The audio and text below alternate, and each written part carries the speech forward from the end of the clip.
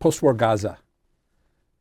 We've heard President Trump's statements several times now. He's focused on it. He's talking about it in his first months of his presidency. How do you assess those statements of the new administration, and what do you see as the prospects for post-war Gaza? Never say never with President Trump, but he seems to have moved from we have to do this to this is a suggestion, you take it. I think that he was, first of all, he was pleased that the King of Jordan didn't slap it down, nor did Bibi Netanyahu. He looked uncomfortable in the joint press conference when it came up, but he didn't slap it down. He's saying two things. One is, we got to think outside the box with Gaza. Look how this thing evolved from essentially a Palestinian state in 2005 with its own airport, its own port. The EU engaged on the ground, including at the Rafah crossing, and total Israeli withdrawal, including the dismantling of settlements.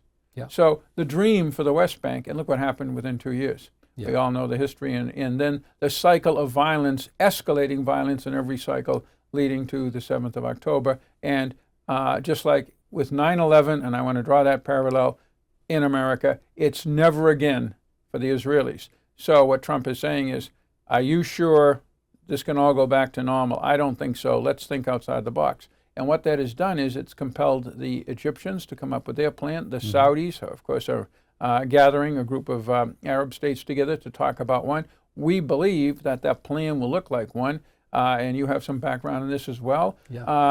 On Gaza the day after that we published at the Wilson Center with the contributions of a number of people, including you, Bob, and the whole idea is for an international presence. The UAE has, they may have come up with the idea themselves, but it generally overlaps with ours, pushing this for an international presence for an interim period. Eventually, the Palestinian Authority may have some role. They already have a minor one at the Rafah gate. We'll see what the Israelis can tolerate. The Israeli requirement for them to withdraw completely and declare the war is over is clearly Hamas not only cannot hold power, it can't be in a position to return to power. The prospect of that being the outcome is more likely than almost any other outcome, including Israel maintains perpetual war there. That's a second Lebanon, and they've had their experiences with that, or the Trump plan.